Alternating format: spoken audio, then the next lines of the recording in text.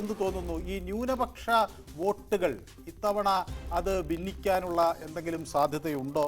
അതോ അത് മായാവതിക്കോ എന്തെങ്കിലും അതിൽ ഒരു മേൽക്കൈ നേടാൻ കഴിയുമോ? അതോ സ്വാഭാവികമായും അതെല്ലാം ഇന്ത്യ മുന്നണിക്ക് ബൾക്കായി ഒറ്റക്കെട്ടായി വീഴും എന്നാണോ കരുതേണ്ടത്? താങ്കൾ പറഞ്ഞ പൊതുവായ നിരീക്ഷണം ഒരു പരിധിവരെ ശരിയാണ്. BJPക്ക് കൃത്യമായ മേൽക്കൈയുള്ള ഒരു സംസ്ഥാനമാണ് ഈ ഉത്തർപ്രദേശ്. ഇത്തവണയും കഴിഞ്ഞ തവണത്തെ പോലെ തന്നെ ഏറ്റവും കൂടുതൽ ഭൂരിപക്ഷം, വലിയ ഭൂരിപക്ഷം UPയിൽ BJPക്കും NDAക്കും കിട്ടുമെന്ന് തന്നെയാണ് ഞാനും കരുതുന്നത്. കാരണം അവിടെ കൃത്യമായൊരു മേൽക്കൈ നരേന്ദ്രമോദിക്കും ഇപ്പൊ യോഗി ആദിത്യനാഥിനും ഉണ്ട്. മോഡി തന്നെയാണ് മെയിൻ ഫാക്ടർ. അവിടെ നമുക്കറിയാം രാജ്നാഥ് സിംഗ് പോലുള്ള വമ്പൻ നേതാക്കൾ അവിടെയുണ്ട്. പക്ഷേ മോദി എന്ന് പറയുന്ന മോദി ഫാക്ടർ തന്നെയാണ് ഏറ്റവും പ്രധാനം. വാരണാസിയിൽ അദ്ദേഹം മത്സരിക്കുമ്പോൾ അദ്ദേഹത്തിന്റെ കഴിഞ്ഞ ദിവസം നമ്മൾ കണ്ടതാണ്, ആ റാലിയിലൊക്കെ എത്രയോ വലിയ ജനക്കൂട്ടം. പക്ഷെ പതിവിലേറെ കഴിഞ്ഞ 2 തെരഞ്ഞെടുപ്പിൽ കാണാത്തതിലേറെ വ്യത്യസ്തമായി അദ്ദേഹം ഇത്തവണ 4ാം തവണയും വാരണാസി ചെല്ലുന്നു. അദ്ദേഹം 4 തവണയൊന്നും പോയിട്ട് ചരിത്രമില്ല അവിടെ. അപ്പോൾ ഇത്തവണ എവിടെയോ ഒരു ഭയപ്പാട്. അത് മാത്രമല്ല, താങ്കൾ ചോദിച്ച രണ്ടാമത്തെ ഒരു പ്രധാന ഭാഗം ന്യൂനപക്ഷ വോട്ടുകളുടെ ഒരു കേന്ദ്രം, പ്രത്യേകിച്ച് മുസ്ലിം വോട്ടുകളുടെ കേന്ദ്രം, അത് കൃത്യമായി ഉണ്ടാകുമെന്ന കാര്യത്തിൽ എനിക്കൊരു സംശയമില്ല. കാരണം അത് അവരത്രയേറെ ഭയപ്പാടില്ല. കഴിഞ്ഞ 2 തവണ ഇതിനകത്ത് SP-യും BSPയും കോൺഗ്രസും ഒക്കെ കുറേശ്ശെ മുറിച്ചു കൊണ്ടുപോയെങ്കിൽ ഇത്തവണ പ്രധാനമായി SP-ക്ക് തന്നെയാണ് കിട്ടിയത്. ഇത്തവണ അത് ഇന്ത്യ സഖ്യത്തിലേക്ക്, അതായത് കോൺഗ്രസും SP-യും, SP-യാണ് പ്രധാനം. SP-ക്ക് സമാജ്വാദി പാർട്ടിക്ക് അനുകൂലമായി ആയിരിക്കും പ്രധാനപ്പെട്ട മുസ്ലിം വോട്ടർമാരുടെ ഭൂരിപക്ഷം, മഹാഭൂരിപക്ഷം. അല്ല, അങ്ങനെ വന്നാൽ മായാവതിയുടെ കഥ കഴിഞ്ഞു എന്ന് വേണമെങ്കിൽ പറയാം. ഏതാണ്ട് ശരിയാണ്. മായാവതി ഏതാണ്ട് അപ്രസക്തമാവുകയാണ്. ഇത്തവണ UPയിലെ തെരഞ്ഞെടുപ്പ് നടക്കുന്ന 80 സീറ്റുകളിലും മായാവതിക്ക് കാര്യമായ ഒരു സ്വാധീനം ഇല്ല. എന്നാൽ മായാവതിയുടെ സീറ്റ് കുറയുമെന്നുള്ള കാര്യത്തിൽ ഒരു സംശയവും വേണ്ട. മായാവതിക്ക് ഏതാനും സീറ്റുകൾ കിട്ടാൻ അത്ഭുതപ്പെടാനും. കാരണം മായാവതിക്ക് ഒരു ബേസ് ഉണ്ടല്ലേ, അത് കുറേശ്ശെ കുറഞ്ഞു വരുന്നു എന്നതാണ് സത്യം. പക്ഷേ നമ്മൾ കാണേണ്ടത് അഖിലേഷ് യാദവിന്റെ നേതൃത്വത്തില് സമാജ്വാദി പാർട്ടി വലിയൊരു തിരിച്ചുവരവ് നടത്തിയിട്ടുണ്ട്, ശക്തമായൊരു തിരിച്ചുവരവ് നടത്തിയിട്ടുണ്ട്. കഴിഞ്ഞ ദിവസം അഖിലേഷും നമ്മുടെ രാഹുൽ ഗാന്ധിയും കൂടെ സംയുക്ത റാലി നടത്തുമ്പോൾ അവിടെ എത്തിച്ചേരാൻ, അവിടെ പ്രസംഗിക്കാൻ പോലും കഴിയാത്തത്ര ജനങ്ങളുടെ ഒരു ആവേശം നമ്മൾ കേട്ടതാണ്. അവർക്ക് പ്രസംഗിക്കാൻ കഴിയാതെ പോകേണ്ടി വരുന്നു. അവിടെ ഒരു കാര്യം നമ്മൾ നോക്കേണ്ടതേ, ആ ഫുൽപൂർ മണ്ഡലത്തിലാണല്ലോ ഈ ആൾക്കൂട്ടം കണ്ടത്. അത് BJPയുടെ സിറ്റിംഗ് സീറ്റാണ്. 1,71,000 വോട്ടുകൾക്കാണ് അവിടെ കഴിഞ്ഞ തവണ കേസരി ദേവി പട്ടേൽ ജയിച്ചത്. അത് കേശവ് പ്രസാദ് മൗര്യയുടെ മണ്ഡലമാണ്. അദ്ദേഹം അവിടുത്തെ ഡെപ്യൂട്ടി മുഖ്യമന്ത്രിയാണ്. അത് കഴിഞ്ഞ് പിന്നെ ഒരു കണ്ടത് നമുക്ക് വേണമെങ്കിൽ മുംഗേരിയിൽ കണ്ടെന്ന് പറയാം. അതും ഈ പറഞ്ഞ പോലെ അലഹബാദ് മണ്ഡലമാണ്. മുരളി മനോഹർ ജോഷിയുടെ ഓർമ്മകൾ വെച്ച് പുലർത്തുന്ന മണ്ഡലം. റീത ബഹുഗുണ ജോഷി കോൺഗ്രസ് വിട്ട് BJPയിലേക്ക് എത്തിയ മണ്ഡലം. അവിടെയൊക്കെ ഈ ആൾക്കൂട്ടം കണ്ട് അത് ഒരു വിജയമാകും എന്ന് ഉറപ്പിക്കാൻ എന്തെങ്കിലും സാധ്യത? അതിലൊരു വിയോജിപ്പുണ്ട്. ഈ ആൾക്കൂട്ടം സ്വാഭാവികമായിട്ട് വരുമ്പോഴാണല്ലോ എല്ലാ സമയത്തും ഈ ഞങ്ങളുടെ വിജയം ഈ ആൾക്കൂട്ടമാണ് എന്ന് പറയുന്ന ഒരു പാർട്ടിയാണ് BJP എന്നുള്ള ഒരു പാർട്ടി.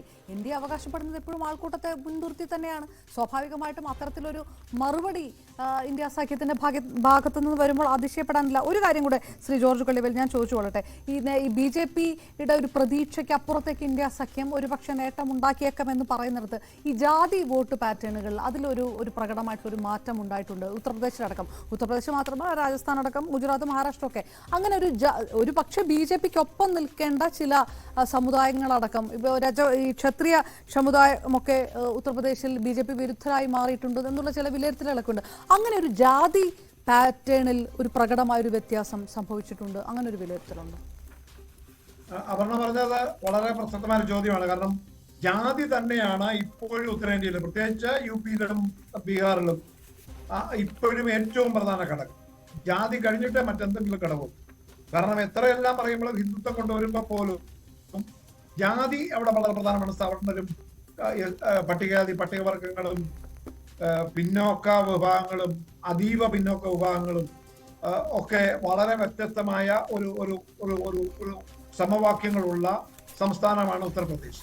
ഉത്തർപ്രദേശിൽ ഇപ്പോഴും ജാതി തന്നെയാണ്. യാദവരും മുസ്ലിമുകളുമായിരുന്നു. നമുക്കറിയാം സമാജ്വാദി പാർട്ടിയുടെ വോട്ട് ബാങ്ക്. അതിൽ ചോർത്തിയെടുക്കുന്നതിന് വേണ്ടി, പിന്നോക്ക വിഭാഗങ്ങളുടെ വോട്ടുകൾ ചോർത്തുന്നതിന് വേണ്ടി BJPക്ക് കഴിഞ്ഞു, മോഡിക്ക് കഴിഞ്ഞു. അവിടെയാണ് അവർക്ക് പരാജയം സംഭവിച്ചത്. ഇപ്പോൾ ഉണ്ടായിരിക്കുന്ന ഒരു വ്യത്യാസം എന്ന് പറഞ്ഞത് ജനങ്ങളെ നമുക്കറിയാം ഈ റാലികളിലൊക്കെ പ്രവർത്തകരെ ഇറക്കുന്നതാണ്, അവര് ലോറികളിലൊക്കെ കൊണ്ടുവരുന്നതാണ്. അത് BJP ആയാലും സമാജ്വാദി പാർട്ടിയുടെ ആയാലും വേറൊരു പാർട്ടിയുടെ. പക്ഷെ ഈ പ്രവർത്തകരുടെ ഒരു നിസ്സംഗതയും അല്ലെങ്കിൽ ആവേശവും ഇതാണ് നമ്മളെപ്പോലുള്ള റിപ്പോർട്ടർമാർ എപ്പോഴും ശ്രദ്ധിക്കുന്നത്.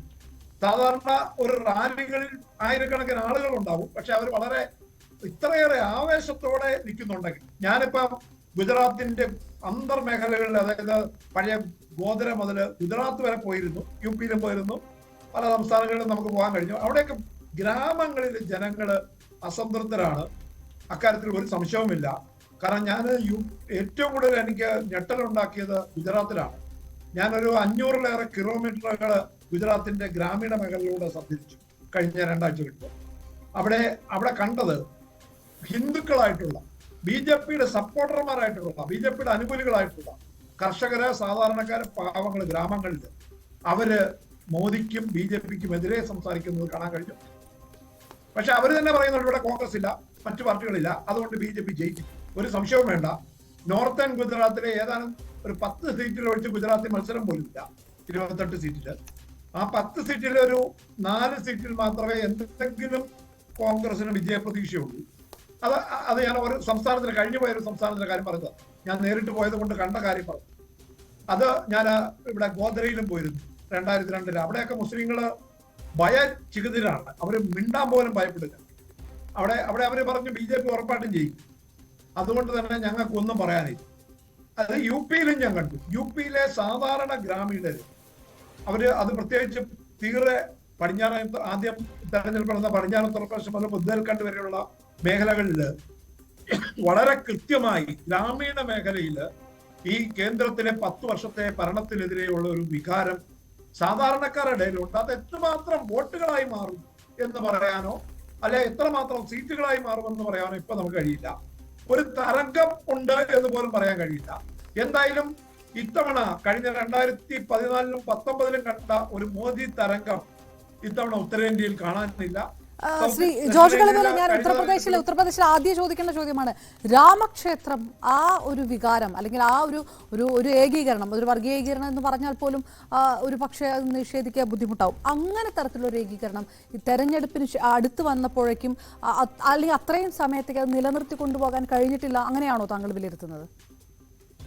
അപർണ, ഈ രാമക്ഷേത്രം ഒരു വലിയ വൈകാരിക വിഷയം തന്നെയാണ്. കാരണം നമുക്കറിയാം രാമൻ അവിടുത്തെ ഏറ്റവും പ്രധാനമാണ്. പക്ഷേ ഈ രാമക്ഷേത്രത്തിന്റെ വൈകാരികത എവിടെയോ കുറഞ്ഞു പോയി. തീർച്ചയായിട്ടും വോട്ടർമാർക്കിടയിൽ, അത് ഹിന്ദു വോട്ടർമാർക്കിടയിൽ വളരെ വലിയ അതേക്കുറിച്ച് ചർച്ച പോലും ചെയ്യുന്നില്ല അവരാരും. അത് സ്വാഭാവികമായി കിട്ടേണ്ടത് കിട്ടി, അത് ഞങ്ങൾക്ക് അർഹതപ്പെട്ട കിട്ടി എന്നൊരു ചിന്തയും, അവിടുത്തെ ഉദ്ഘാടനം സംബന്ധിച്ചുള്ള ചില വിവാദങ്ങളും അടക്കം, മോഡി ഉദ്ഘാടനം നിർവഹിച്ചതും പൂജാരിമാരെ ഒഴിവാക്കിയത് മോദി ചെയ്തതും ഒക്കെ തമ്മിൽ ചില അഭിപ്രായം. പക്ഷെ അതൊന്നും സാധാരണക്കാർക്ക്, അവർക്ക് കർഷകർക്കും സാധാരണക്കാർക്കും വിലക്കയറ്റവും തൊഴിലില്ലായ്മയും കാർഷിക പ്രതിസന്ധിയും ആണ് ഏറ്റവും വലിയ പ്രശ്നം. അത് കഴിഞ്ഞ 2 തെരഞ്ഞെടുപ്പുകളേക്കാൾ പ്രകടമാണ്.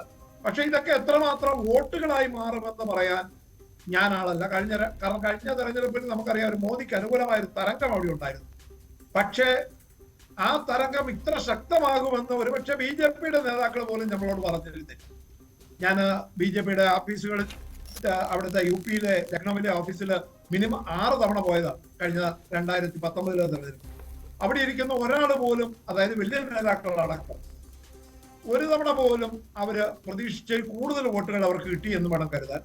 അപ്പൊ ഈ ജനങ്ങളുടെ, ഇന്ത്യൻ ജനത, നമുക്കറിയാം 2004-ല് ഇന്ത്യ ഷൈനിങ് ക്യാമ്പയിൻ കഴിഞ്ഞ്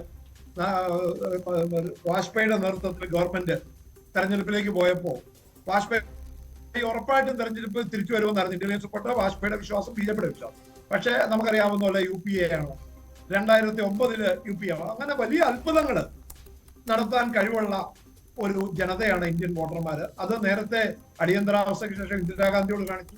400-ലേറെ വോട്ടുകളുടെ ഭൂരിപക്ഷത്തിന് ജയിച്ച രാജീവ് ഗാന്ധിയുടെ നേതൃത്വത്തിലുള്ള സർക്കാരിന് ശേഷം വന്ന് പിന്നീട് നമുക്കറിയാം, പിന്നീട് കോൺഗ്രസ് തകർന്നടിയുന്നത് നമ്മൾ കണ്ടു. അപ്പൊ ഇത്തരം വലിയ അത്ഭുതങ്ങൾ, അതായത് വലിയ തോതിൽ അത്ഭുതങ്ങൾ ചിലപ്പോൾ പ്രതീക്ഷയ്ക്കൊത്ത് ഉയരും. നമുക്കറിയാം നരേന്ദ്രമോദിയും കേരളത്തിൽ പിണറായി വിജയനും ഒക്കെ കൃത്യമായ പ്ലാനിങ്ങോടുകൂടി മുഖ്യമന്ത്രിയാവുകയും പ്രധാനമന്ത്രിയാവുകയും ചെയ്ത ആൾക്കാരാണ്. അതുപോലെ പക്ഷെ എപ്പോഴും സംഭവിച്ചിട്ടില്ല. അതാണ് പ്രധാനം.